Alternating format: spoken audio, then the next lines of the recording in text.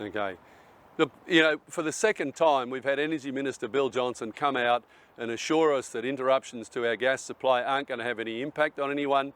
And for the second time, he's been completely wrong, and we see major impacts on gas shortages on business. The first time when the Santos plant was affected, we had closure of the ammonia plant on the Burrup, our major ammonia producer in the nation and a major export business. Now we see major impacts on Alcoa's operations in the south of the state being affected by a gas shortage. This issue highlights the vulnerability of our gas supply and also highlights the potential impact on our electricity network if the government progresses with the closure of the coal-fired plants. As we speak right now, on a sunny, normal, mild day, over 25% of our electricity supply is coming from coal, and the other 25% or so is coming from gas. In fact, more than half of the electricity supply is coming from coal and gas.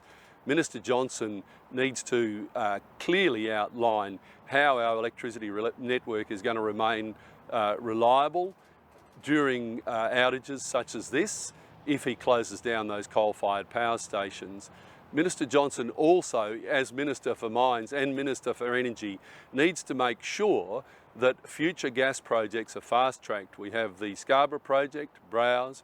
We also have the Waitsia onshore project. Now, those projects are still all waiting final approval. It's critical that we have additional gas supplies to ensure that both the public, both the general community, but particularly industry, have adequate energy supplies in the future. Do you fear if we had a couple more outages in the Pilbara region that it then could cause issues for households? Well, we've seen this in the past, obviously.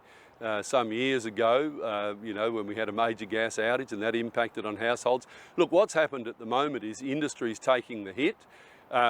Clearly that's a political move by the government to keep gas up to the households and electricity to the households. They're worried about votes, but that has a real material impact on the state. I mean, I know from personal experience, major gas or major shutdowns in operations due to gas shortages just causes chaos in the operations, and it can take weeks or even months to fully recover from that. And that impacts on exports from our state, and ultimately that impacts on every Western Australian. It can be incredibly expensive as well with them shifting over to diesel.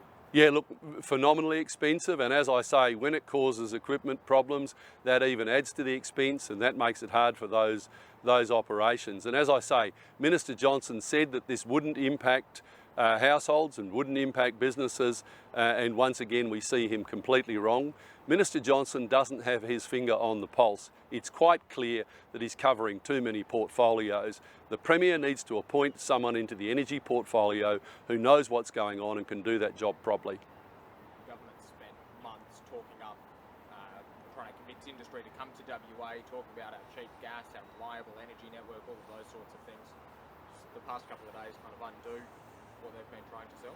Well, look, I think these recent events underline the vulnerability of our gas supply network and just reinforce why it's imperative that we have future projects coming on stream as quickly as possible. I mean, in both cases we've seen, certainly in the first case, a relatively minor disruption resulted in a major industry having to shut down. This disruption, we've obviously got a couple of disruptions going on at the same time. But again, there's no resilience in the system. If you recall, Minister Johnston said in the past that, there's plenty of gas and they've got stored gas and so on. But once again, pretty well immediately we see a supply disruption, we see impact on gas customers. Should Minister Johnston be out today giving people an update, given he told everyone that the plant would be up and running today? Look, absolutely. Minister Johnston should be out telling the public of Western Australia what's going on, telling those businesses what's going on.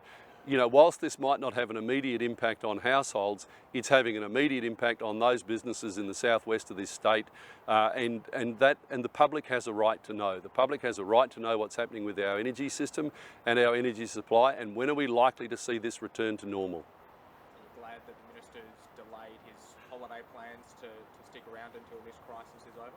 Well, absolutely. I mean, obviously the state is facing a major crisis in the flooding of the Fitzroy, and it's highly appropriate in a situation like this that Minister Johnston is on the job. the much vaunted coal ships that were coming from Newcastle to Western Australia, my understanding is they're still completing or finalising unloading of the first ship, and the second ship won't be unloaded until the end of the month.